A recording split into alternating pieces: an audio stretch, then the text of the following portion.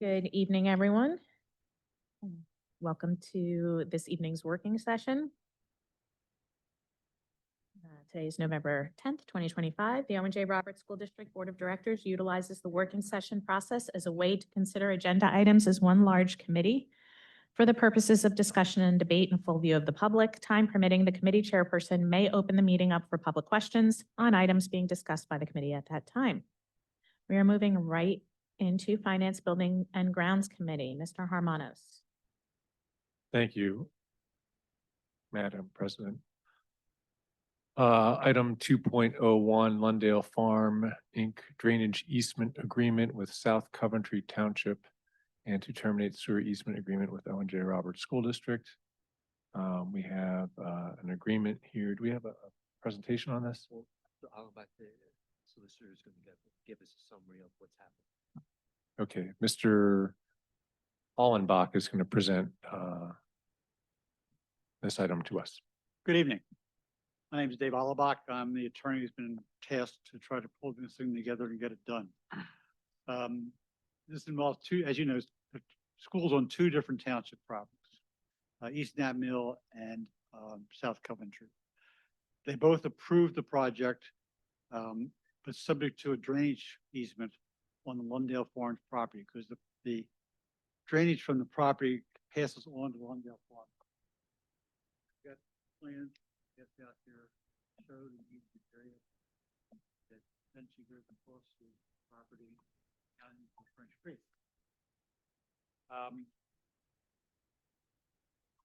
And we had to negotiate that. You could two paths. You can negotiate it or you can condemn it. We do have the right of condemnation to do that. But the property in its entirety is located in Agricultural Security Area Program. So in order to condemn the property, we would have to go to the township, the county, and the state to get approval to do the condemnation across the property with drainage easement. I don't see that as being a problem, but it would be very time consuming.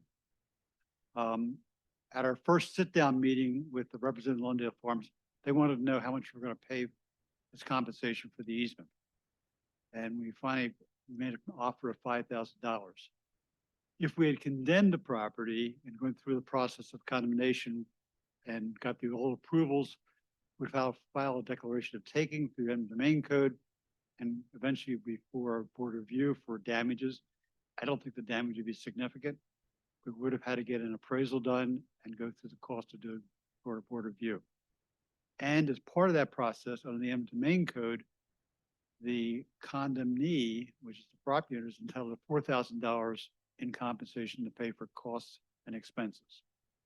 So it's really cost effective to negotiate and pay the $5,000. So that's where we're at tonight. The second thing on the agenda is termination of a sanitary sewer easement. When we got involved with this, we did some research and found that there was a sanitary sewer easement that was negotiated with the previous owners of the Lundale Farm properties that extended from the school property down to the French Creek. It was never utilized because you do an on-site program. It's never going to be utilized. So we agreed to terminate that easement agreement. So those are the two things that are on your agenda for tonight. So, any questions? And this is just a one-time Yes, one-time payment. Yes. Okay, any questions from the committee on this item? Any questions from the full board?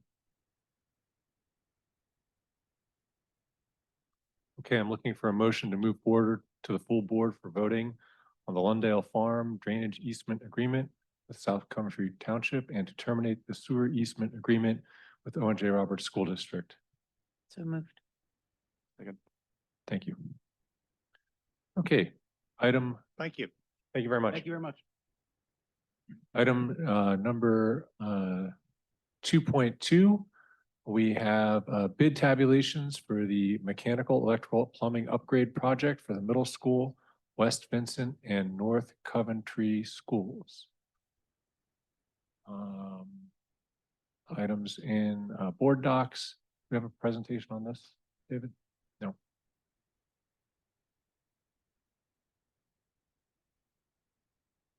David, can you give us an overview? Can you give us an overview? Absolutely. So we did the bid opening was, about a week ago. And we did the lowest, base bid for the mechanical services is listed on here. It is for $3.2 million. We had, which is JBM Mechanical. The low base bid for the electrical services, BSI Electrical Contractors, was for, just shy of $300,000. And the low bid for, the plumbing services, again, JBM Mechanical, for about $473,000. JBM and BSI Electrical we've used before. We feel very comfortable with them. And to move the project along forward, we just wanted to present it for any discussion tonight and then for board approval next week. Thank you. Do we have any questions from the committee on this Yeah, proposal? is it generally just standard practice to take that base bid automatically, or I'm trying to figure out, like, do you just automatically pick the lowest bidder? Well, whenever you go Or- up for public bid, excuse me, you have a pre-bid meeting and all the people, it's not mandatory, but a lot of the contractors will come to the pre-bid meeting. And then it spells out to them, we're going to be taking mechanical, electrical, and plumbing bids. Then they tour the facilities. Then they come back to a public opening.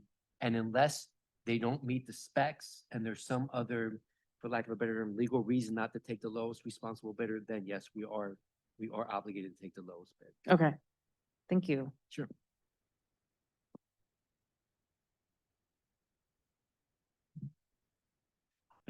Did you say there's something in board docs in regards to the itemized, like what they're doing actually?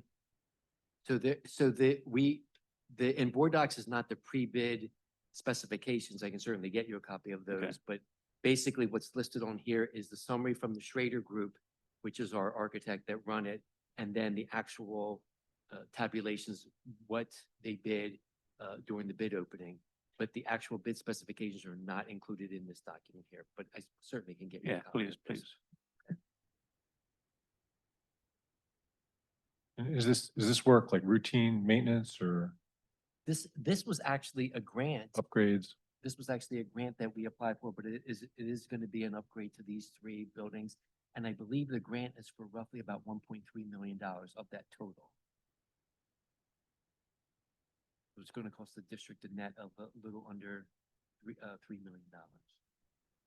And then are there energy savings associated with these upgrades? I believe that there are, yes.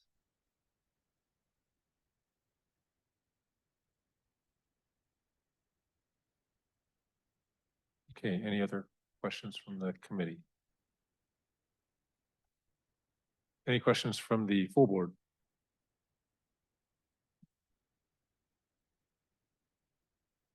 Okay, looking for a motion to move the winning bids to the full school board for approval for November 17th, 2025 school board meeting for the mechanical, electrical, plumbing upgrade project for the West Vincent, North Coventry, and middle schools.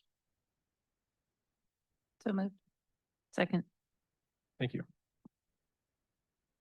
And our third item is the Finance and Buildings and Ground Committee 2026-2027 budget timeline and Act 1 index. This is something we provide routinely every year for our budget season upcoming at the beginning of the year. And this is just for presentation information only. Any questions on the timeline?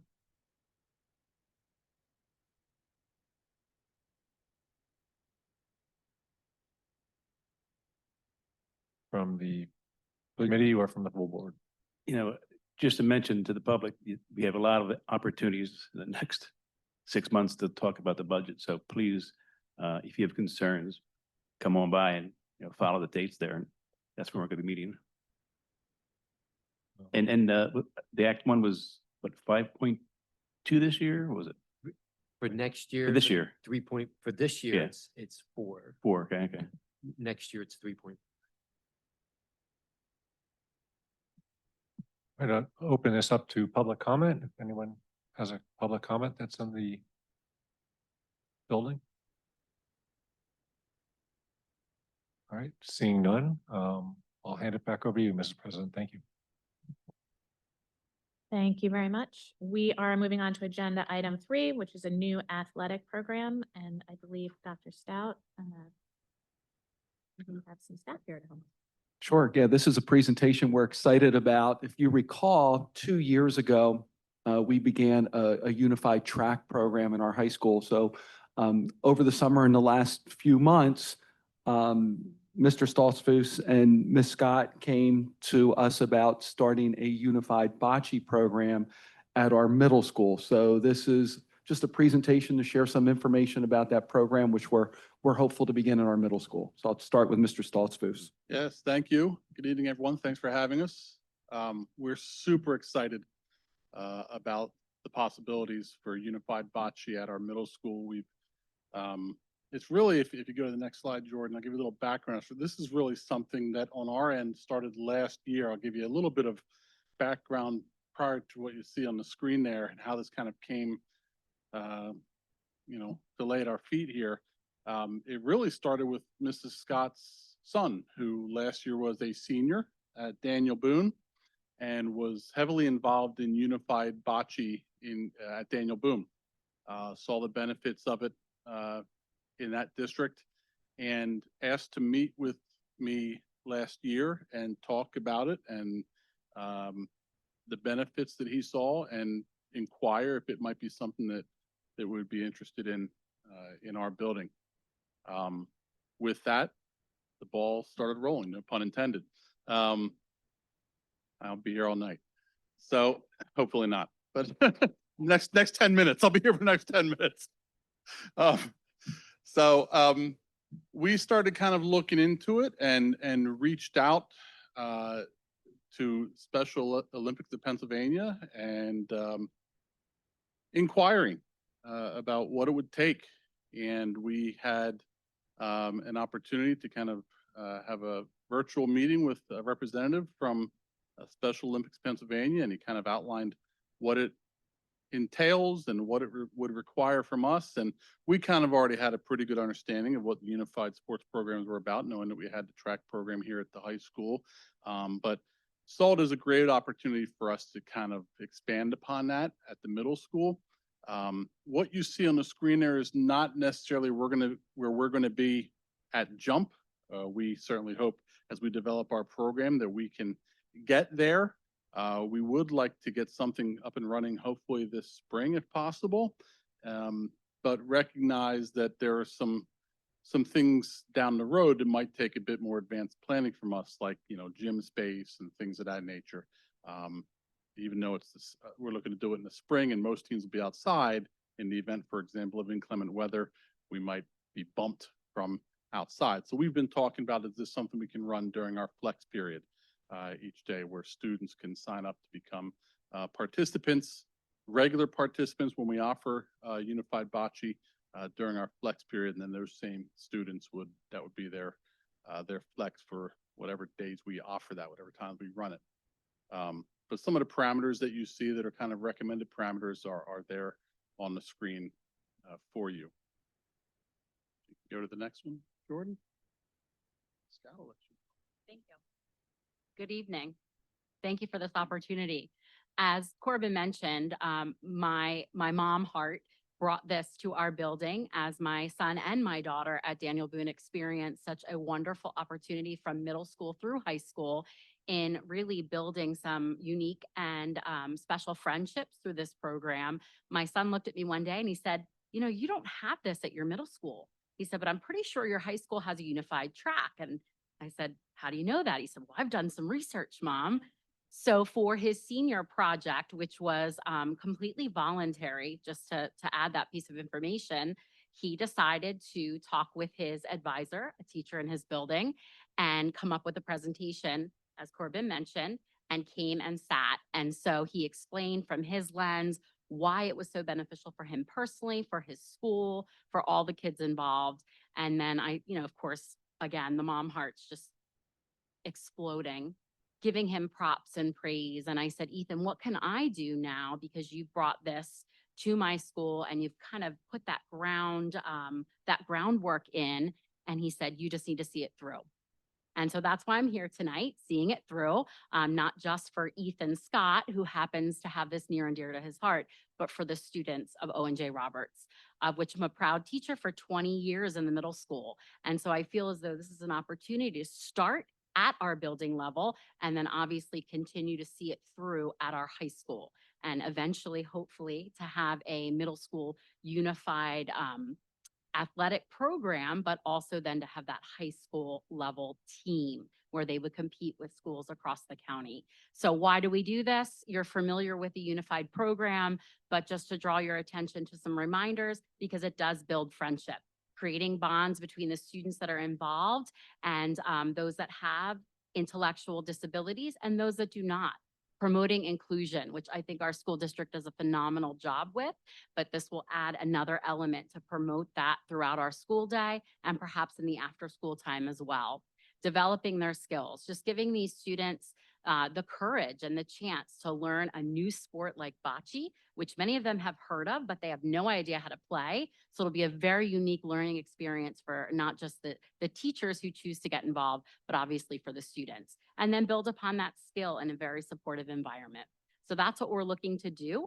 And with your support, we know that this is going to be an excellent program for our entire community. Next slide. So the rationale behind it for our building, you know, first and foremost is we don't have anything like this at the middle school as far as any kind of unified sports activity. Through it, we can become a unified champion school through the Special Olympics of Pennsylvania. We already have kind of a piece of this in place. One of the prerequisites, I don't know if it's a prerequisite, one of the things they'd like to see is that you have some sort of an inclusive youth leadership program in your building. We have that with our Best Buddies program already. So in that regard, we can check a box before even getting started with the program and maybe even enhance that, make that bigger and better as well. Throughout the state, there are many schools that are already involved. 80 of them are middle schools. Obviously much heavier participation in different unified athletic programs at high schools, but we'd like to think that we're kind of at the front end of the cutting edge of middle school programs. And this is a great way for us to get in at ground level there. There are studies that show that unified champion schools have a reduction in bullying, and the benefits are plentiful. I don't need to read them all to you there. For us, I think the timing is right. We spent a lot of time over the last couple of years putting in many different programs to help with the culture in our building, addressing some of that student to student, but much broader as well. So this would kind of fit in very nicely right now, timing wise for us as well. Just another layer of us kind of building the culture that we want, a culture of acceptance and inclusion. The Special Olympics of Pennsylvania for the first year does provide a $750 stipend for that first year. After that, that's something, if we were to continue with a stipend, that we pick up at a district or as a school. And I think we could probably do that through some of the flex units that I have to my avail. So I'm not very concerned about that each year. Mrs. Scott has agreed to be our, if we are approved, to be our coach to start things off, which is excellent. She didn't really have a choice anyway. And then we also have, there's a liaison from Special Olympics of Pennsylvania who will be working with us, who comes out to train participants, the rules of the game, how you play, what it looks like. They provide all of the materials to us, the court, if you will, kind of just PVC piping that's connected together to make the court. Really all we need to provide shirts for the coaches and for the participants, t-shirts for those. So what we need to do really is just kind of the organizational piece and finding a space to set up the court on the days that we play. We would play kind of internally, teams versus teams internally, but there is the potential there for us to compete against some other schools too. There are some other middle schools in not only in Chester County, but some Berks County and surrounding as well, that once we kind of get up and rolling, get ourselves established a little bit, have a better idea of what our program will look like, we can reach out and maybe compete with some other schools as well, weekends even, if there's more availability of space. So that's kind of the outline of why we want to do it in our building. And at the end, if there's any interest, we've included some links for, you know, if you should want to dig in a little deeper as to what the unified programs are about or what unified bocce specifically looks like. There's some resources for you. And, you know, on the right there is kind of a philosophy that I think we buy into wholeheartedly, not only in the middle school, but as a district. And we believe that inclusion builds a culture of belonging by actively inviting the contribution and participation of all people. We want to create an environment of involvement, respect, and connection where the richness of ideas, backgrounds, and perspectives are harnessed. So, as I said, we're at a stage now where, you know, if we catch approval tonight, we'll be on the phone tomorrow morning getting things rolling. I'm trying to hold folks back at the gate right now. There's a lot of excitement with the potential for this program in our building. Any questions from the board that we can answer for you? Just a comment, bocce has a great history going back to the Roman Empire. It's a true fact, and it's really growing in popularity. Most recreation centers now are adding bocce court. Yeah. So I'm a huge fan. it's a great opportunity and. I'll be joining in and that playing, for history, sure, yeah. That Yeah. great history. I feel like this goes along great with our mission and vision and our district goals. And I'm very excited and thrilled that could be coming to us. Me too. I mean, is it like regular bocce balls or like, is it? Yeah, it's regulation. They might be a little softer because we're on a hallway floor or Yeah. a cafeteria floor, even depending on what space we can clear out and use. So they might be a little softer than some of Okay. the. Because I would crack the floor myself. Yeah, So yeah, I'm no. glad it's gonna be soft. Yeah, they're softer. Yeah. Okay, good. They're Okay. very soft. Right. They don't make a lot of noise either, but they hit the floor and they roll, so we're not gonna have a lot of loud noise. in the building. And you said, how many students are involved in Daniel Boone about? So they have missed the exact, but I can tell you that for the high school last year, they had 2 complete teams. Uh-huh. They had an A and a B. One of their teams went to the district and competed at the state level. And you So said there you were went, at least students total on each of the teams. and you want to do this during flex, you said?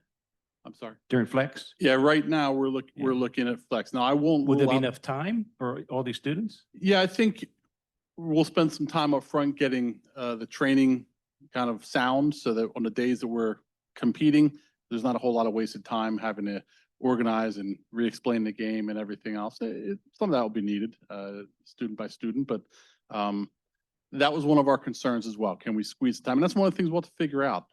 We're hoping that we can get enough time in that half hour to get a game in or a couple games in, but if we see that's not the case, then we'll start shifting our focus toward, okay, when can we find a location and time after school?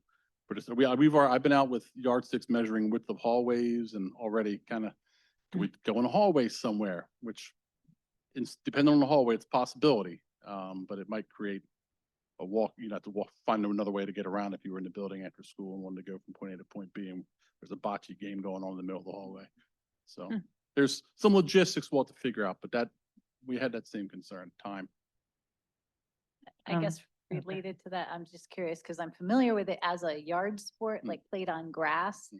I mean, is that something that these unified teams do also, or they exclusively do indoor bocce? It's an indoor court sport at this level for the intramural program and for the high school unified program. So it's strictly hard court. And I've seen it obviously played outside where it's more kind of free range, no boundaries to a court per se. Just, up on the hill over there, behind the tree over there, whatever else.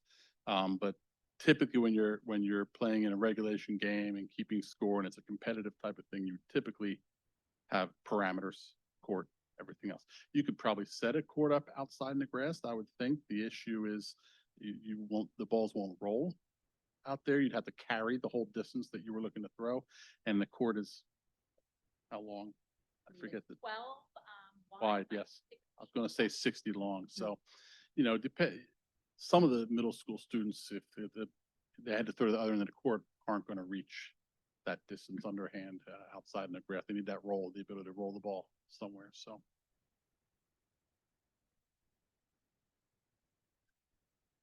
Yeah, so just a comment, I love the origin story and your son sounds like a remarkable kid. So thanks for sharing that with us. confirmed. Yeah, he's So we'll have this on the agenda next Monday for approval, similar to what we did with the Unified Track Program. And then you can get started if we get it. we'll hold off approved. another Yeah. week. We'll hold him back. You've only got a week. You can Yeah. do it. Yep. Yep, Thank thank you you. very much. Thank you. Okay, we are just as excitedly moving on to legislative and policy. Kidding, it's not. Sorry, Dr. Bentman. But Legislative and Policy Committee, Ms. Evans, please. Thank you. We have two policies to review tonight. 803, the school calendar, and policy 919, a new policy, booster clubs and parent organizations. And I will hand it over to Dr. Bentman. Great, thank you. Good evening, school board members. Thanks for having me here this evening to talk about our policy updates. First policy is 803, school calendar. The district is revising this policy to allow the start of the school year earlier than 7 days when Labor Day falls on September 6th and 7th. So when Labor Day falls on, yeah, I wasn't even thinking that, Joe, and Number 12. I typically am the one that's saying that. So in order to start school the way we typically have been starting, if Labor Day falls on September 6th, which it does in 2026, it's way longer than 7 days. So we wouldn't be able to adjust that start date. The day that it falls on, next year it falls on the 7th. When it falls on the 6th is 2035. So this exception is for next year, 2026, and then for 2035 would be, 2031 would be the next year, 2031. So next year would fall on the 7th, and then 2031 would fall the following year. So we have this statement in our policy, and I'm assuming, it was in there prior to this leadership being here and the board members as well, was so it doesn't get too much into the summer where we're starting schools too much in the summer. So it's a parameter that was set years ago, so we don't have school starting mid-August. Yeah, so, I mean, I was here, I think, when we put this in. So, I recall exactly what you said. We wanted to make sure that we weren't starting too early in the summer. But the problem with the wording, just saying unless Labor Day falls on the 6th or 7th, is that it doesn't say how many days earlier may it start in that case. So could we find a alternate wording that would give you the desired outcome, like that it shall begin no earlier than 7 week or 6 weekdays or something, like figure out what is the actual number of days that you need if it does fall on a 6th or a 7th? I believe it's 14 days for a 7 and probably 13 days for a 6. So I counted out the number of days next year, and I believe it's 14 days. And have we ever started that early in the past? I don't know. Because starting before Labor Day is something that evolved over the past 15 years, I think. Less than 15 years, yeah. So it does seem like in this direction, we are encroaching more and more on the summer if we adopt this new wording. So I think we do need parameters around how far are we encroaching on the summer. If it still is the last full week of August that school starts, right? And I don't feel like, I mean, I get it, it's, like we're starting before Labor Day, but Labor Day is much, much later, right, in those years. And I don't know that, like Labor Day is later and we start later too, but I'm just saying, like, I don't think it pushes us into like August 15th or anything like that, even if it's more than 14 days or 7 days before Labor Day. No, Can but I- what You know I'm what I'm saying saying? that, Can I that, make a suggestion that might clear this up very easily? yeah, Can we just have like a table where it says, if Labor Day falls on September 1st, school starts whatever date. If it falls on the 2nd, because we just need 7 days. And we don't need to have some thing that we have to work through. Does that make sense? It does. If you're gonna create a table where if Labor Day is on September 7th, the school would start August 24th. Right? That would be one row of a table. Yep. You're just pigeonholing yourself that school has to start on the 24th if Labor Day falls on the 7th, which is fine if that's the board wishes, but that's gonna put you into those days every year. So that would just be stated in policy. And if you wanted to change that at all, or if a board wanted to change that, they would again have to change this policy, which is fine. Yeah, I mean, it just seems simple and everyone knows what to expect and they have to do some funny math to figure out yeah, have when we school starts. started as early as the 24th, though? Are we changing a precedent? That's all I'm interested in. I could look, I have, I think, past 7, 8 years in my binder there. I can see if you'd like me to look now. But I don't believe we've ever started the week. So we're starting the 24th of August next year, going into the week of the 17th, which is the prior Monday. or Yeah, going we into the week of started, the 10th. Brad, not to interrupt you, but this year we started on the 25th. So it's really, it's 1 day earlier, but it's 2 weeks prior to Labor Day, with Yeah. Labor Day being later. So it's still around the same time that we typically start. And even on the back end, I know in the last few years, we've been ending that first week in June. This still allows us to end that first week in June. If we push it a week later and go a week before Labor Day next week, then we're going into the Next week. full second week in June. Correct, yep. Typically, it's the 24th, 25th, 26th, 27th, 28th, or 29th, I believe. Those are the days that school would typically start based off Labor Day. This next year is the earliest, happens to be the 24th. but could not start any earlier than the last week in August. Right. So, I mean, that would get rid of that impression that it's encroaching on further on the summer. School would never start earlier than the last full week in August. Right, mean, I it think we can seems like- rephrase it somehow, so it makes, so it's easier, like you said, don't have. Well, for For people me, on it seems one- like the intention is that we want school to start the Monday before Labor Day. That's a good question. So the Monday before Labor Day is actually August 31st. And we're interested in starting on the 24th, not the 31st. right. So yeah, unfortunately, it doesn't hold true. with So that. that's why the math is Right. funny. So, yeah, so I think a table would be, clearest.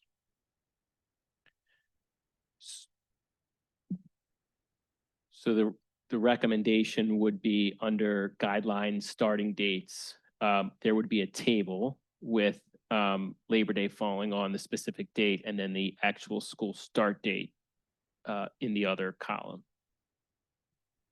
So we could do one of two things. We could bring this back in January. Problem about bringing it back in January with that addition, if the board doesn't wish to push it through now with the revision, would be just timeline. It can be done. It's just timeline. We also have the calendar backed up to it, which is one of the other items. Like, Yeah, well, I'm gonna, the committee, I'm okay with, I'm sorry. I'm okay if we amend it with the table and present it at this month's board meeting. Well, which makes more sense, having a table or having a description of what the intent is, such as. Well, and I apologize, but if I heard Dr. Bittman correctly, if we have to amend this one, it's going to push back when it can be brought up for a vote. Is that correct? And that might interfere with our other calendaring schedules. I mean, is it possible to proceed with this year as it is and then commit to revising it sometime before 2031? Sure, Can we just make the amendment ad hoc and move it forward that way? I And don't then know. vote on it? Can we? when we do that with other policies. Yes.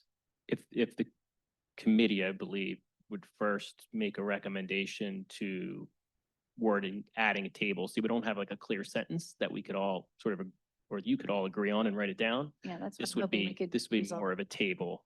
today. If we can resolve it right here, right now, then we can still pass it on. Either- Okay, But well, it would need to be something simple, like shall not start before the 24th of August or something like Right. that. but I thought we decided like that wasn't the way to go, to tie us into like a set date that way, because that might cause trouble later on. I guess like I'm just, if there isn't an issue with starting on August 24th this year, I guess I'm asking like why we can't let this go forward as it is and then revise it after the fact to correct it for going, for future years when this is gonna come up again. which Oh, I'm isn't- sorry. I thought we were okay with the table. I didn't. I still Notice don't I'm opposition understand to what it. the need is. I guess I'm still stuck on, are we actually encroaching more on the summer? No. Not this year. Well, but if I look, maybe I'm not understanding the correct calendar correctly, but it looks to me like we would have a full 5 days of school and then 4 days for the students and then another 4-day week, whereas I think most years they're entering the school year with 2 4-day weeks. So starting right from the get-go with a 5-day weeks. It's. Yeah, with the last Okay, few I'm years, looking we've for started with a solutions. 5-day Okay, week. then. Yes, please. I'm sorry. I was waiting for you to open it up for the full board. This year, we started with a 5-day week and then had a 4-day week. This calendar for the upcoming school year would be 2 4-day starts. Because we start on I'm sorry, no, it would be, It would- no, we're That's back what- to It'd be a 5-day. five Be and back then a with 5-day and then a 4, and then a 4. So it'd be 5 4 4. And the only other thing I mean, part of the, and somebody correct me if I'm wrong, but part of the planning around this was, again, to accommodate the required number of school days, to accommodate school or snow days and other professional development days and all those things, so that we're not going to school through June, And to or align- later in June. And to align with CCIU, the high schools and our busing requirements for non-OJR students. Right, so if we're aligning with the other schools, how are they defining the start of their year? I don't think they have a policy that is specific about the starting date like ours currently is. So that's why we need to amend it in order to start earlier, because we would be outside. We would not be in compliance with our current policy, the way it's written, starting this early. One thing we could do is we could just look at the calendars and say, Jennifer, I agree with what you said. Maybe we just say no earlier than August 24th. We just look at the earliest possible date it could be and put works. no earlier than August 24th, and then that gives us discretion. I think something that's very simple to communicate to the public like that would be preferable.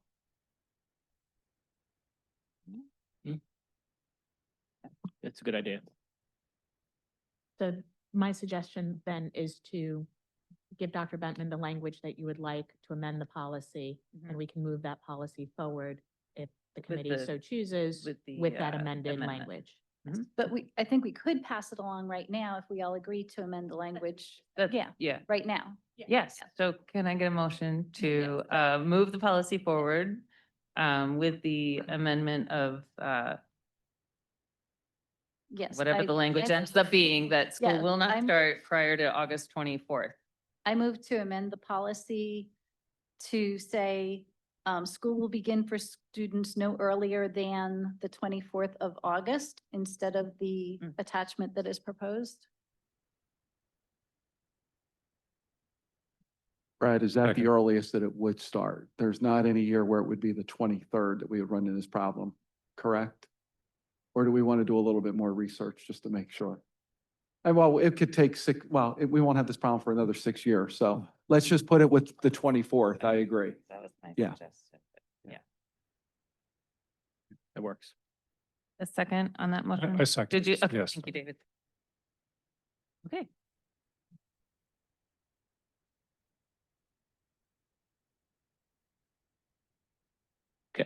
So next up, we have sort of a break in policy and then moving to the draft calendar so we can, I'm sorry, we have, so we have the draft school calendar, if I'm not mistaken, for the next thing. Give me a second. I'm sorry, everybody. Yeah.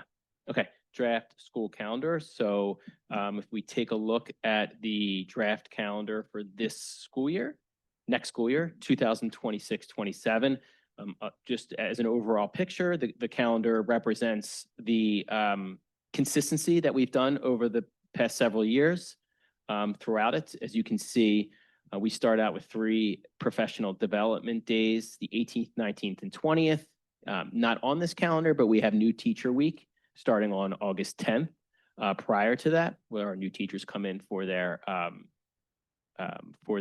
new teacher PD.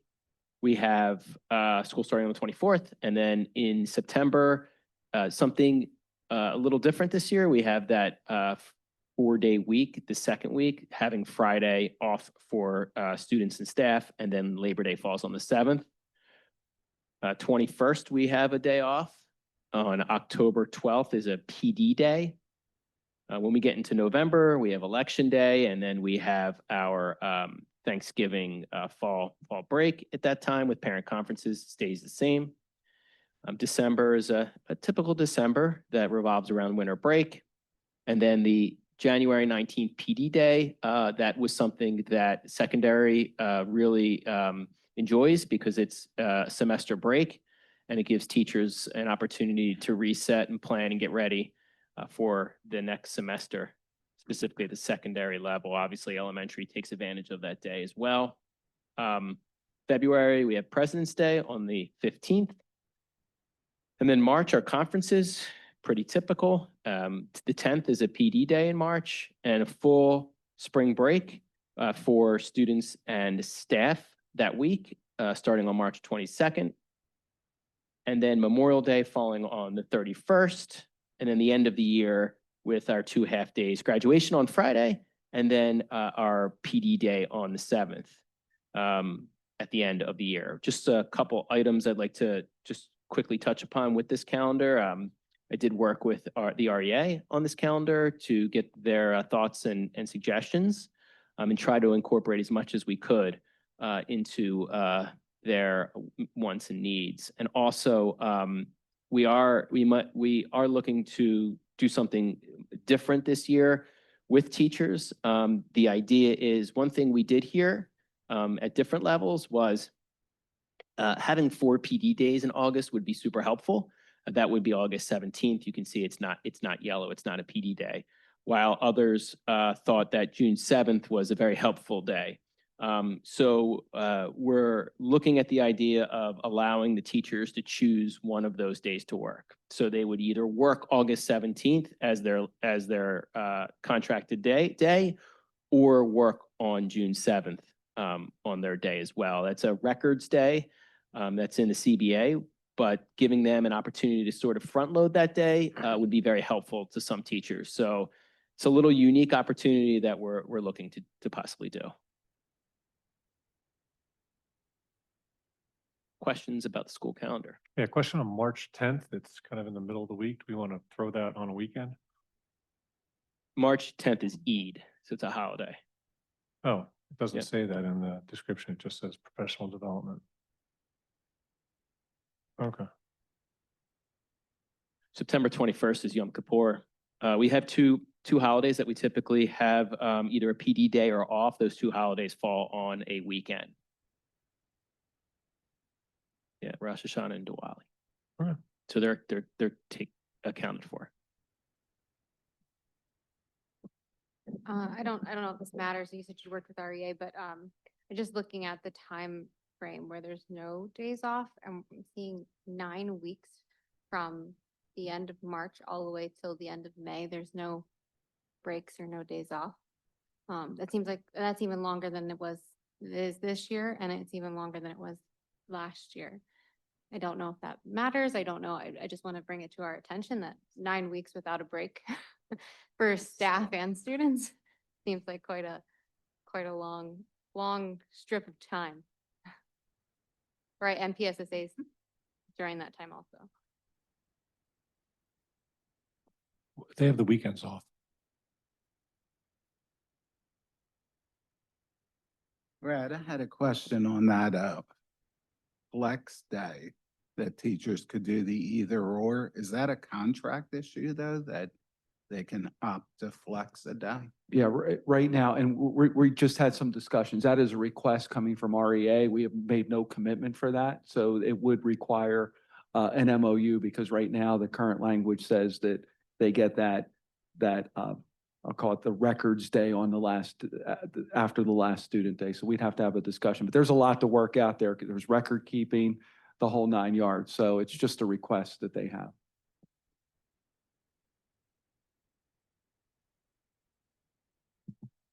Any other questions from the committee or the full board?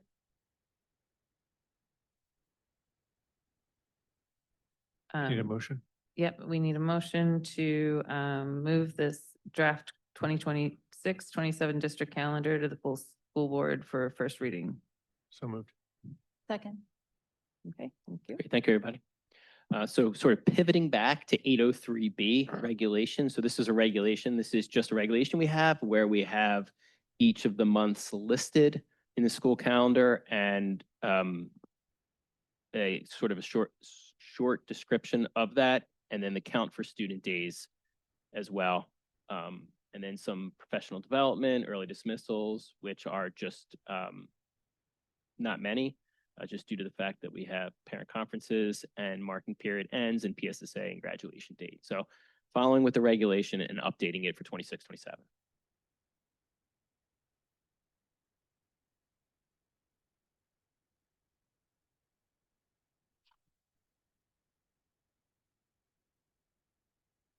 Policy 919.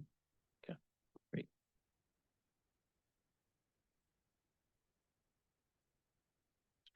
All right, so next up is a brand new policy. Really excited to bring this draft to the board. This is booster clubs and parent organizations. So we have the idea of bringing and starting booster clubs with the activities and athletics, and then also parent organizations would be PTO, PTA. Which we have in, I believe, 6 buildings for the district. So all new, that's why you'll see no red or no green. The goal here for booster clubs is to sort of create these groups that are led by parents or other people within the community, to have rules and regulations that follow the policy, and to be able to establish these booster clubs for athletics and activities, which really allows both groups to do some great things for students, and that's sort of the end goal.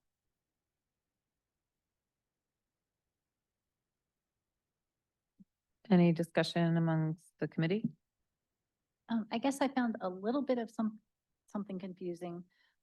If you can take a look at page 2 of 5, under other guidelines and restrictions, it says the following classifications of individuals are not eligible for membership in booster clubs or parent organizations. And then it says district, homeschooled students or faith-based students eligible to participate in the sport or activity. So homeschool students and faith-based students that are eligible to participate are not eligible for membership in the booster club? No No students are student. allowed. So district students, homeschooled students, or faith-based school students, because this is a booster club for parents. Okay, So no students would be allowed to participate. okay, yeah, I guess I was getting very confused with the district, okay. So no students are allowed. Right. Okay, Yeah, that that's that helps You're- clarify. Yeah, the way I was reading it was not that way. It's students, district employees, coaches, they're all forbidden from being members unless they're parents of participants. In terms of district employees, that's the exception. Is there language in here, Dr. Metman, that specifically says you must have a child actively participating in that program in order to join the boosters of that program? Great question. Um, I'd have to look. I want to say no off the top of my head, but I'd have to go through it again. So I'd like to see language like that considered for this policy. I do think it's important to limit membership in booster clubs to those who have children participating in the activities currently. Right, and I think a definition of who is eligible would help clarify that part that just confused me.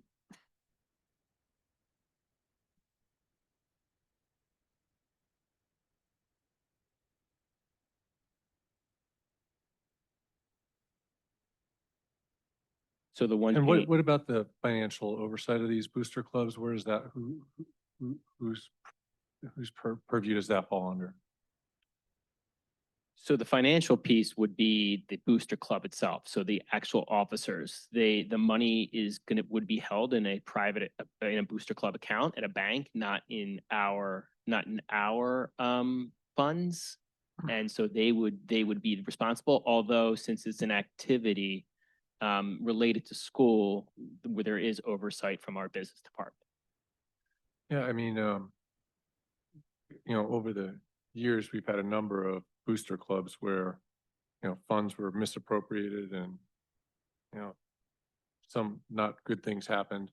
And I just think we need to put some guardrails in there to prevent that kind of activity. I don't want to name organizations specifically, but I could name at least two. Yeah, I think that there are certain requirements in accounting for those things, budget planning, record keeping, communication, that the clubs need to establish systems for or officers, to overlook those things and maintain them. I think David's concern is Okay. that Yes. even though it's a private parent organization, they are loosely affiliated with the district, right? So who from the district would be providing oversight to just double confirm that nothing fishy is going on?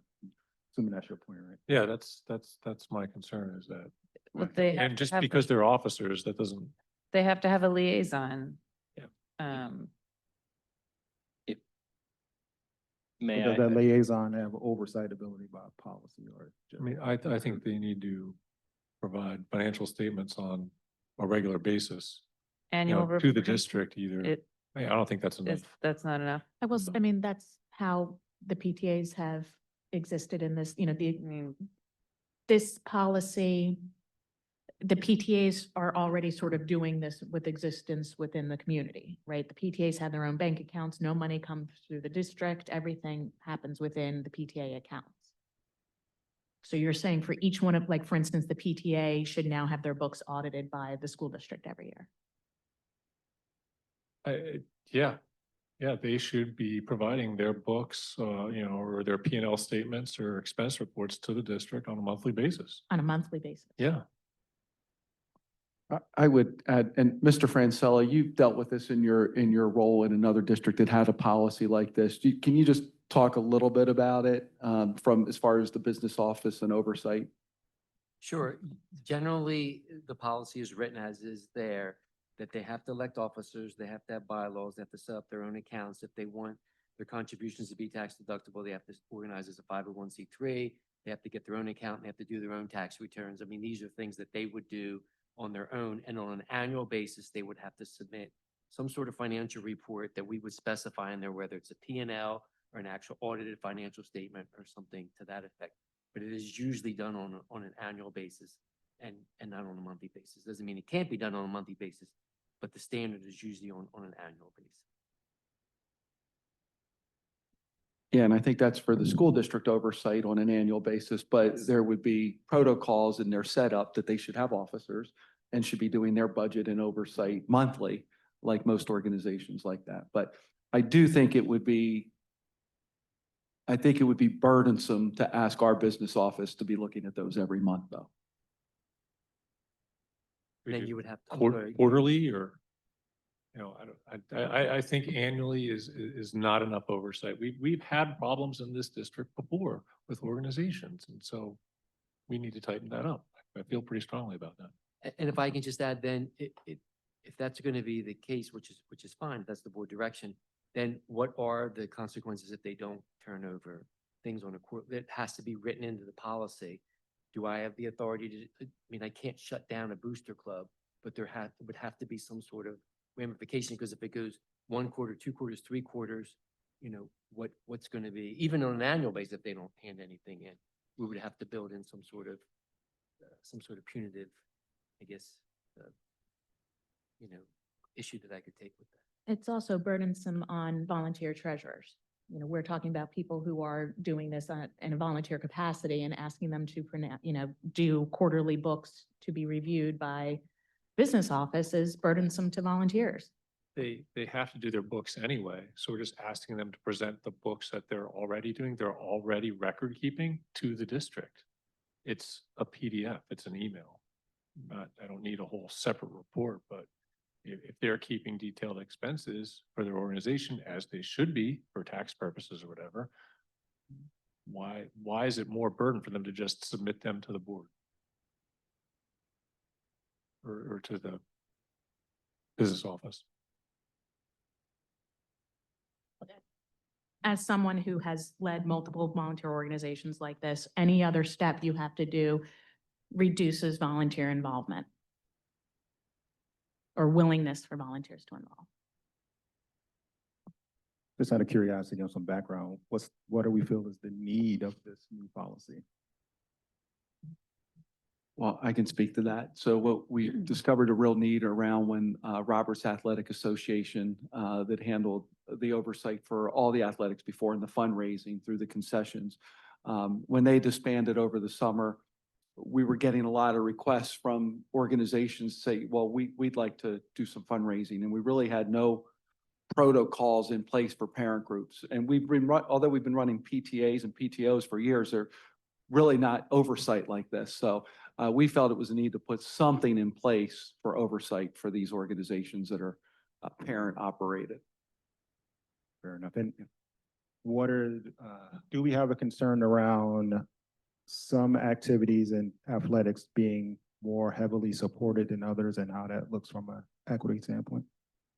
Well, and similar to that, my concern would be, could they create a membership fee? And I'm looking at the apparel that they can, that they would be, and equipment that they would be interested in providing. Could they say, okay, you want to be a member of the Booster Club, you have to pay up? So, I mean, the PTAs have membership fees. You can't join any PTA in this district without a membership fee in order to become a voting member of that PTA or PTO. And it's the same, we do. The have- PTOs don't have a Okay. PTO, everybody's a member. So PTA does. So I'm PTA thinking of requires. like a sport, like, Yep. there are some sports where the equipment can be very expensive. I'm just thinking, is this going to exclude participation? General, I can tell you, because we actually do have one booster club that currently exists for an activity in the school district, and the Music Parents Organization has basically existed as a booster club for all intents and purposes.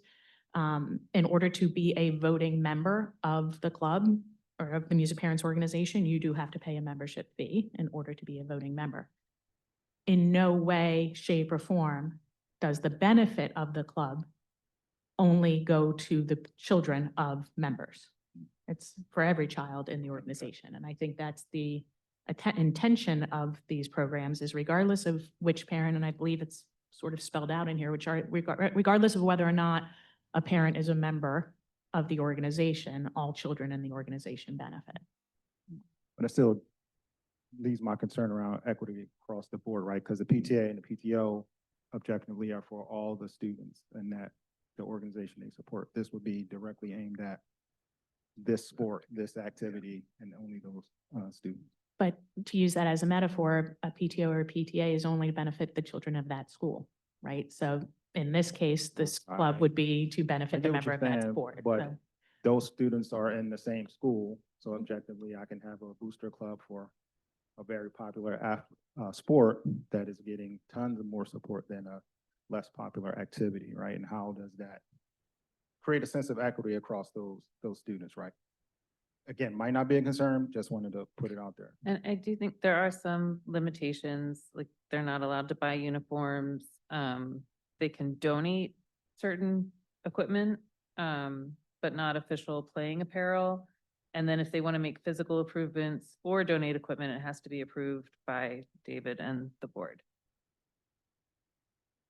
We wanted to put language in there that put parameters on like uniforms and things like that. So you don't have one sport that has like sort of knocked out uniforms and then other sports that are older purchased by the district. Like official uniform, Say, like official uniforms? right, so they I mean, can't, I don't want to go around and around, but official uniforms, of course, but I can have one activity that has the latest and greatest Nike, Under Armour, everything outside of official uniform, and then everybody else has ratty T-shirts that they So could fundraise. that is already happening, okay? Because we have, well, Exacerbated but that? what I'm saying is we have student activity accounts that parents are fundraising. The difference is that money is held here in the district.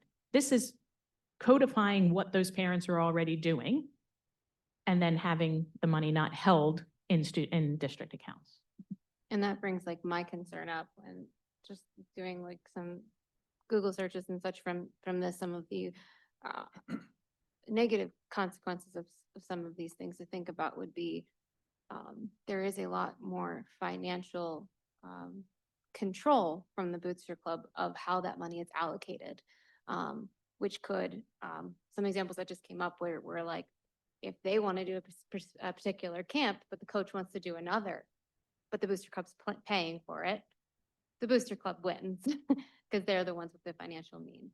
So just some things to think about when, you know, somebody else is holding the money other than the district is who has the authority to say where that money is going. Yeah, and then you have, a situation potentially where, the president of the Booster Club runs a camp. And now he's, getting kids to go to his camp with money through his booster, Right. there's there's a lot of ways for funny stuff to happen. I don't No. think it's because I think there's a lot of good things too that come out of a booster club. I think there are things that we could do for guardrails, like you said earlier, that could help, make sure those things don't happen. I don't say we say like, let's not do this. I think it's more of a, what can we do to help prevent some of these things from happening within? I don't think we I want to be agree. policing these organizations. I just think we want to be like limit the impact to any Right. negative things that will come back. to the So there Or, was, or they have to have open books where if anybody requests, their expenses, that either we could see them at a moment's notice or members of the club could see them at an open notice. It needs to be transparent. so there are generally some boilerplate guideline, having done this now a few times for bylaws and the standing rules for organizations like this. And one of the ones that has been sort of standard in other organizations in this district is members cannot benefit financially from the organization. So for instance, our PTA bylaws and standing rules at West Vincent said no member can benefit financially from the PTA. So that would keep you from the example that you talked about, right? So there are ways to sort of build in, hopefully some guardrails in how those are done. I think one of the things that, and this speaks a little bit and would be a guardrail I'd be looking for, that touches on something April said, is when booster clubs or the similar hire staff outside the purview of the district. So for instance, a team hiring a skills coach or a private drum instructor or whatever, and that hire is being funded by the booster club. And so that person is not being vetted through the district in a way that I think most of us would feel comfortable with.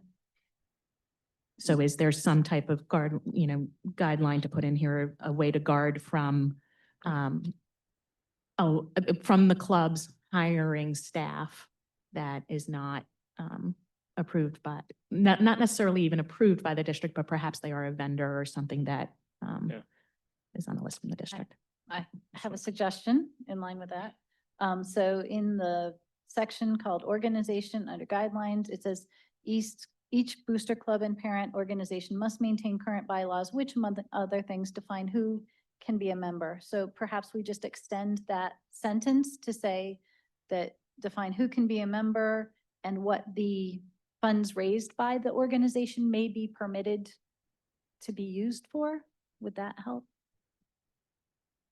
Well, I think what I'm, because it's Yeah, not necessarily that how the they're spending the money. Hired and who benefits from the money being spent. Those are the I two. think they're two different things, right? So Yeah. how the money is Yeah. being spent, they should be doing that through a budget through a budget, right? They should have a budget that has been voted on by their members that gets reported on every month. But you can have a line item in your budget that everyone agrees we're going to hire a pitching coach, but it's when the booster club makes that hire themselves without that person, we don't know if they have clearances. We don't know if they've passed a background check. So I am concerned about those who have access to our students in a coaching or advisory role that have not gone through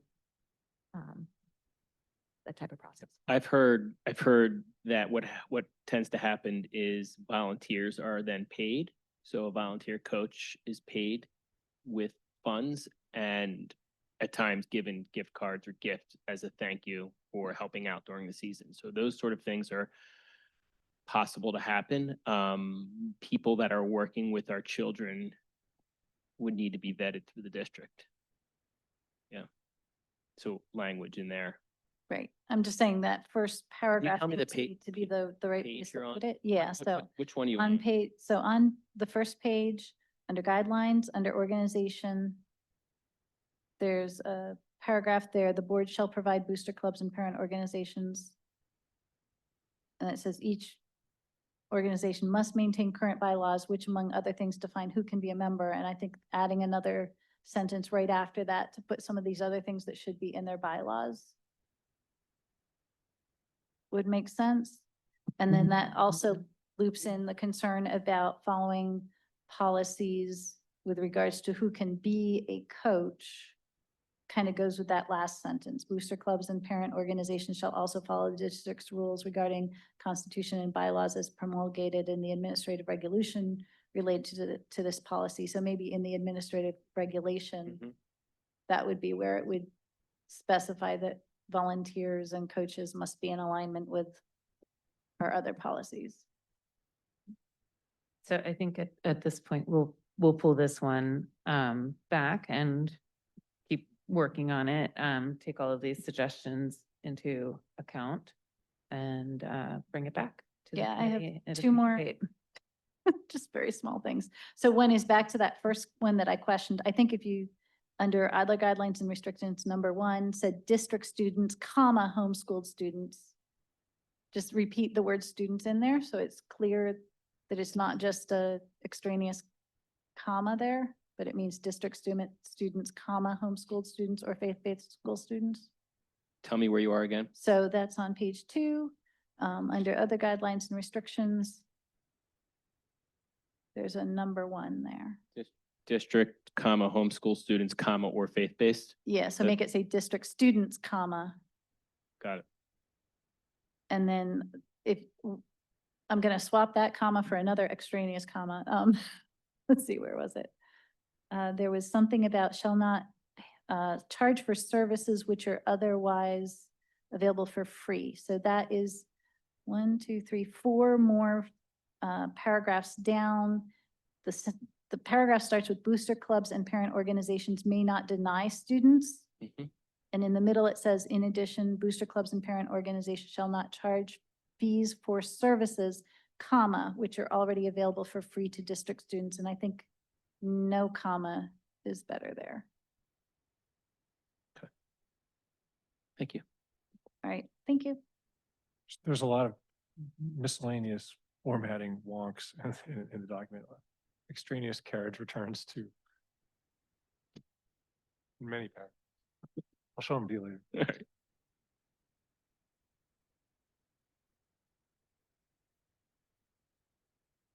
sorry, so we don't need a motion or anything. We're gonna, work some more Yep. on that. Great. And so that is it for the, Legislative and Policy Committee. Back to you, Madam President. Okay. Thank you. I don't think you're going anywhere, Dr. Bentman. I am not, no, I'm just Okay. getting We everything ready. for the next thing. switch paperwork because we are moving on to Yeah. enrollment projections. The excitement continues. Great.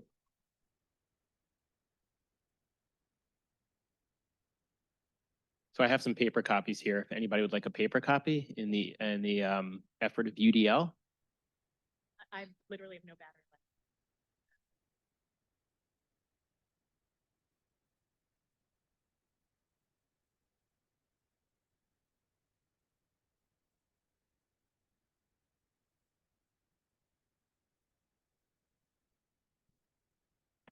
Okay, great. So this is the presentation for the enrollment projections. This is done once a year throughout every school year. Last year, we actually did it in January of 2025, and it was a goal through administration, Dr. Stout and myself, Dr. Soder, to get this as early as possible. We rely on these numbers for next year's teachers and classes, and sort of taking a look. It's the one thing that the one predictor that we have. So I'm really happy to bring this to you in November. If we go to the next slide, we have factors to consider. These factors really don't change from year to year, although they do change on how things are. Obviously, interest rates and the housing market. Interesting fact I learned this morning is that the median age of house buyers now is 40 across the country. Yeah, which is interesting. So interest rates sort of are downward trending. Historical data changes, charter school enrollment, which is sort of a shining star I'd like to take a look at real quick, is that we have 169 students total in charter schools. And 3 kindergarten. As you can see, we went from 17 to 3 last year to this year, which we're really proud of. We know that a big factor of that is definitely full day kindergarten. So we've saved a lot of money moving, at least in charter school money. Obviously, getting full day kindergarten rolling costs money, but at the end of the day, we did save a good amount of money with that. So we're pretty happy about those charter school numbers. Moving on to the next slide. Really had some good luck talking to all the townships and areas of our district. You can see East Coventry starting out. We have Reserve at Fricks Lock, which is a possible new development there in East Coventry. It's in the preliminary stages, but it looks like it will go through final stage, and we're looking at 13 new singles probably within the next few years. The Villages of Fricks Lock is under construction, open probably in 26, with about 155 singles. And then we do have Coventry Chase, which is not listed there. Their building is almost done there. And a total of 112 townhomes that has increased East Coventry's population. East Vincent, the small 506 Park Road, 14 to 15 townhomes. We have the Big Jones Motor Track. We hear that.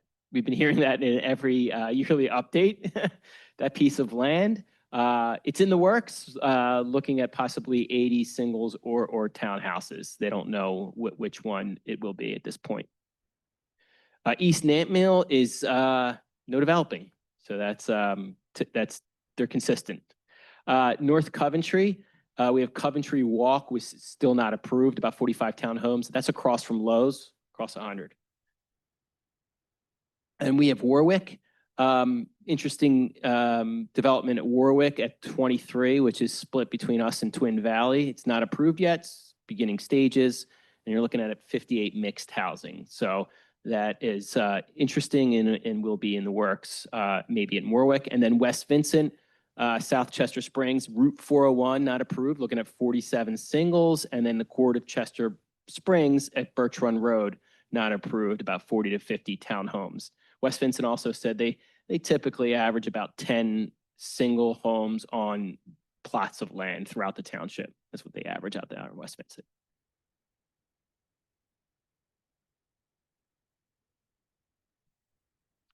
Yeah, you skipped South Coventry, Okay, Brad, sorry, on give me there. 1 second here, yep. South Coventry, yeah, so interesting, this is actually one of the more interesting ones. So there's that piece of land that is owned by a developer. That's where the white old colonial style house is on the corner of 123. And then you have backing up some wooded area and a piece of land. They wanted to build townhomes, that was denied. Now they're looking at apartments, so 54 apartments. You're looking at 3 buildings at 18 apartments each in that area. I know it's hard to believe, but just sort of that glance. If you do like a bird's eye view of it through Google Maps, it makes it a little more clear. But this is what the South Coventry Township person gave me.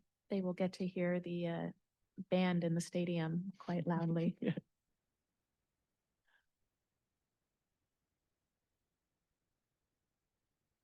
So moving on to East Coventry, and this East Coventry is probably our most interesting chart here due to the enrollment going up more than any of the other of the buildings based off of the preliminary data.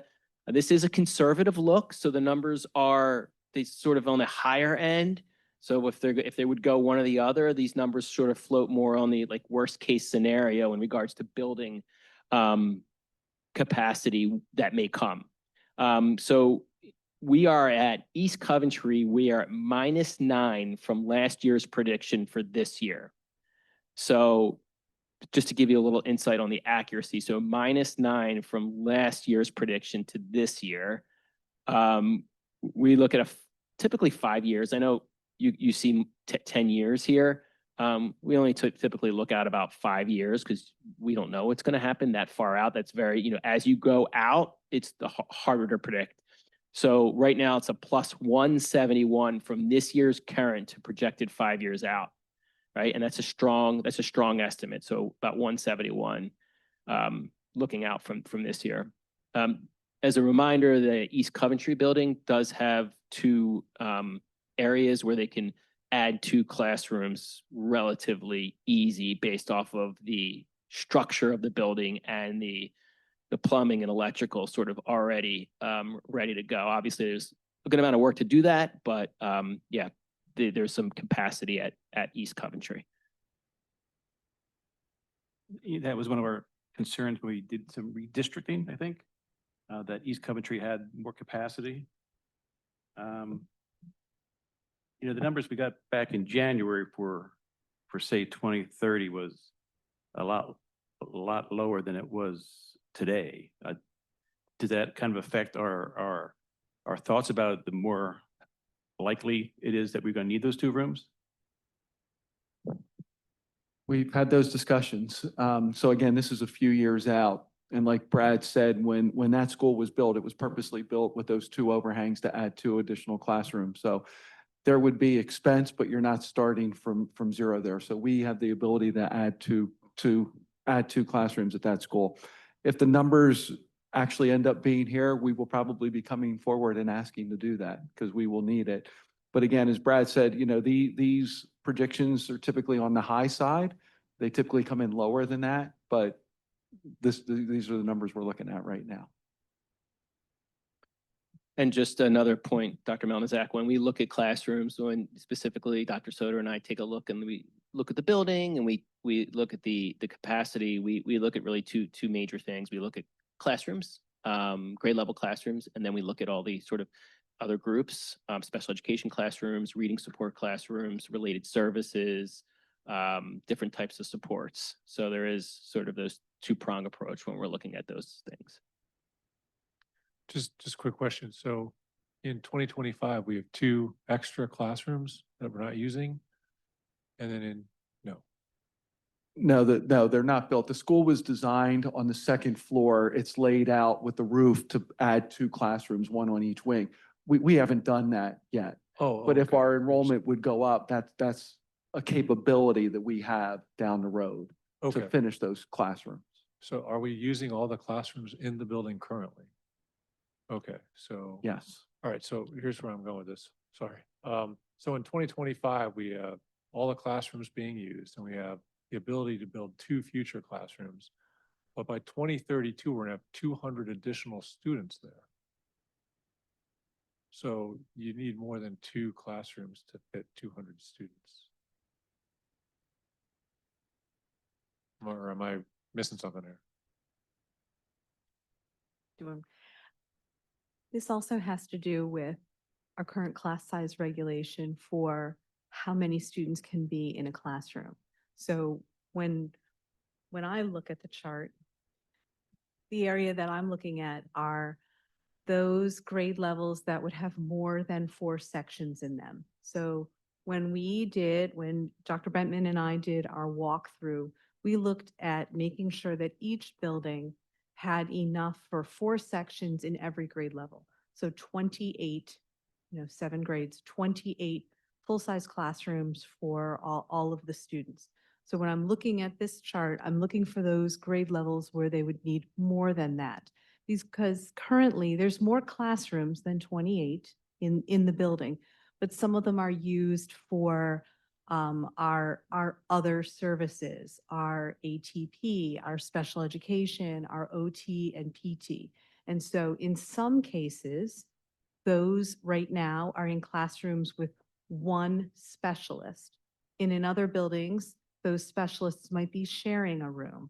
So if you were to add this many students and add just 2 classrooms, you might need to have some of your specialists share space, the way that we do in our other schools.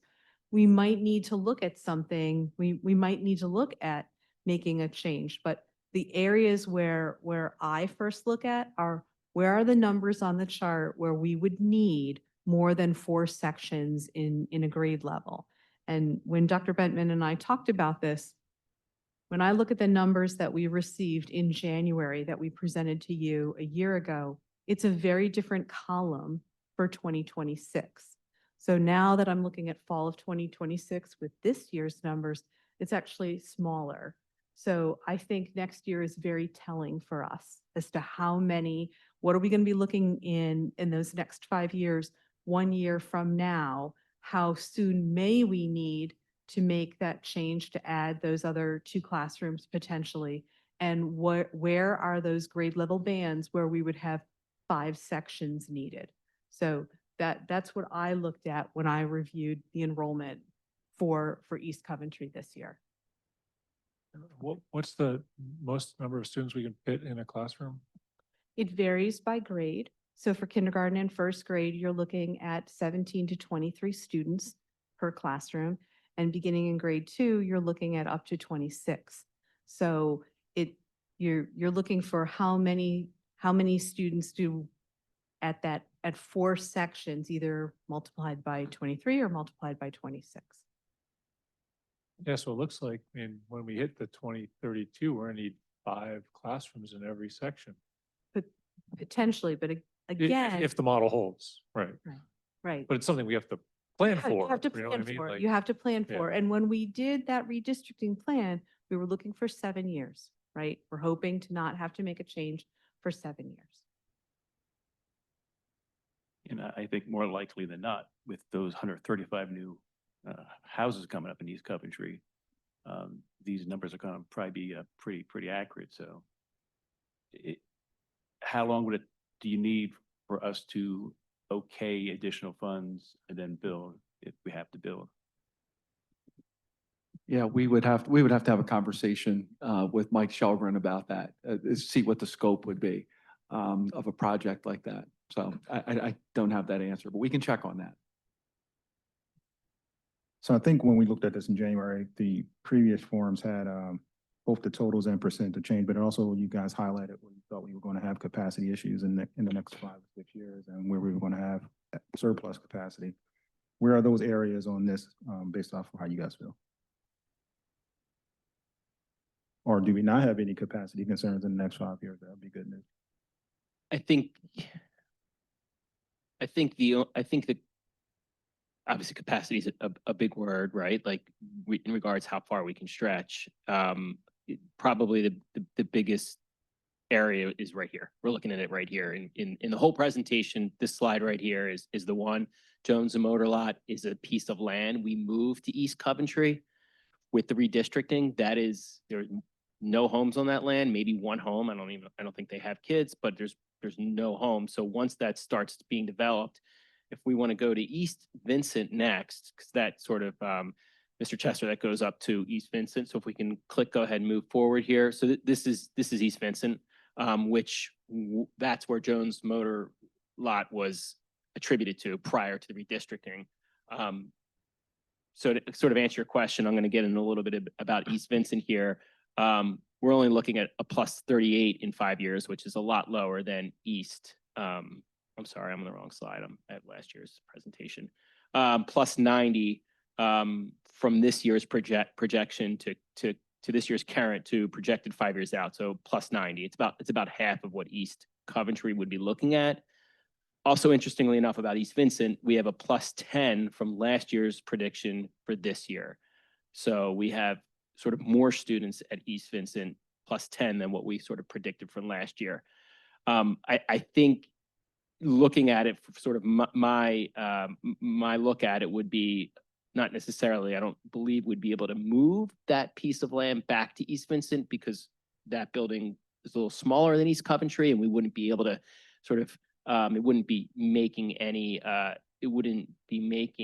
any changes to help support it, right? Because you're sort of moving students back to a building that may not make really a difference. East Coventry may have more room than East Vincent. So that's why I kind of brought up those 2 classrooms at East Coventry to sort of build to if needed to build that out in the future. Did I answer your question, Mr. Chester? Yeah, definitely if the boundary between Vincent and Coventry is our concern, and that Yeah. sounds like a good strategy, as long as we don't have anything else at the other elementary schools. If we want to go ahead into French Creek. French Creek is actually our -41 from last year's prediction for this year. So they saw the biggest decrease. They're at 497 right now. That's their total population at French Creek. They are lower than last year. And then 5 years out for French Creek, they're looking at a +79 from the prediction, which is definitely possible at French Creek. We had higher numbers before. North Coventry, they're at a +10 from last year's prediction from this year, and then a +29 looking at 5 years out, which they can handle. And then West Vincent, we're at a interestingly, at West Vincent, we're at a +34 from last year's prediction for this year. So we're at a +34, and then we're looking at +51, looking at 5 years out from this year to 5 years out, which is, they have the capacity. So Brad, before you go to the middle school, so if you look at that, most of our elementary schools, the enrollments look pretty good and pretty consistent. Obviously with that East Coventry being the outlier. So that's something we certainly we're okay right now, but that's something we're going to be looking at closely as time goes on. If those numbers stay consistent, then we may be coming to ask to do those 2 classrooms over there. And maybe even some type of redistricting. But again, like Dr. Soder said, we want to try and hold the line for at least the next 6 or 7 years because we do know how difficult redistricting is. And we just finished that last year at French Creek. Yeah, so for anybody who's not watching the recording of the meeting, but is simply looking at the attachment, that's not going to be clear to them at all, I don't think. I think it would be very helpful to have that in the presentation, because, you know, if you look at something like West Vincent, where you said it's just fine, versus North Coventry, where you're saying, you know, we're at or over capacity, or East Coventry, I mean, the slides look the same. There's nothing on the slides to indicate that one might be over and the other is just fine. Right, except the numbers themselves, but there's no indicator as to what we're comparing against. So, you know, if there's a slightly different number that we're comparing against for each school Just some sort of indicator on the slide, I think would be I think helpful. you just need to add like building capacity to each slide or something. Right, if you added building capacity or even just a red, yellow, green kind of code, something simple if you don't want to commit to a number of students. I think from what I heard from Dr. Stoner and Dr. Bettman is that the configuration of the building is very telling and if we're Exactly. at some sort of capacity problem, right? So I don't know how you identify that on a slide when we don't know what number we're going to hit to then have to reconfigure to be acceptable. So that it can kind of be off-putting as well. So yeah, I don't know if there's a, Well, that's why I was Good thinking more a color code, like red, green, yellow, like green, no concerns. there's always a Yellow. concern Well, though. well, I mean, but with this particular set of numbers, something would be green. With a set of numbers where we would be running out of capacity if these numbers came to fruition, coding it yellow. And then if we ever were in a situation where we were fairly certain that those numbers were coming and we definitely need to start building, then I think it would be red. So I wouldn't say anything on this. Sounds like you're describing it as red, but maybe North Coventry would be yellow. East Coventry, thank you. Sorry, you're freaking out the North. Yeah, Country. no, I'm so sorry. Yeah. And last year when we were doing the I'm- redistricting, we had a lot of conversations at the board level just about the different setups in the buildings and why although French Creek was coming down in enrollment, their setup is just different. Like Dr. Soder says, I'm concerned about the enrollment at East Coventry down the road, but I also know we have big science labs there that are still truly science labs that could be converted into regular classrooms. As she said, we have specialists working in full-size classrooms that easily could be converted into full-size classrooms. And then we would just have to move those specialists into smaller rooms like most of our other elementary schools. So if we have a problem, that's the building to have the problem in because we have the most capacity in there right now. So I don't know how we can quantify that, but it's something we could look at in the future. You get information from the townships. Do they give you occupancy dates, like the reserve at Frick's Lock or the village at Frick's Lock? They're building, but we don't know when actual families haven't started moving into either of those developments. yet. It's vague information because they either don't have it or they don't want to be sort of maybe on record of sharing that information. I've had personal one-on-one meetings with township managers. I've talked to administrative assistants, which seem to know a good amount of information. They really give me the best they can with each of these developments. I only contact them once a year, which is during enrollment time. So maybe if follow up in 6 months would be an idea to see if I can get more information from those folks. I mean, a lot of it's economy dependent too. So if you can predict the economy for the next 10 years, Right, let's have lunch. these are projected bodies and families. They're not actual. So. Right. tough. And that's kind of why I wanted to highlight, I know it's not on the, I know they're not on the slides, but for example, the middle school, if you want to go to the middle school, Jordan, the middle school is a -6 from last year's prediction for this year, which is pretty astonishing because that's the second biggest building and we're only at a -6 with that fluctuation. And then 5 year out, -36 from last year's current projected 5 years out. You'll see the middle school and the high school are in this bubble where they're going to get they're going to get a little lower.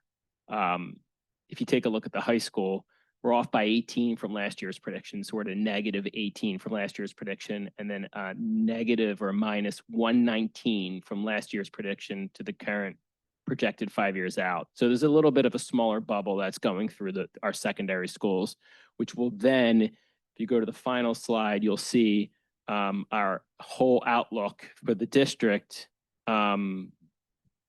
at 5 years out, let's say at let's say 2030 at 5,520, we're about 276 below that right now. So there's that bubble, that secondary bubble in those grades. And land could be sold, 2-3 years, developers come in and that can change this whole piece. We certainly have a lot of it in the district.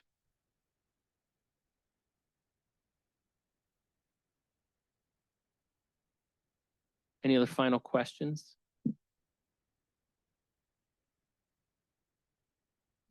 Thank you, everybody. Thank you. Thank you, Dr. Benton. I believe we are adjourned. Thank you, everyone. Go Birds.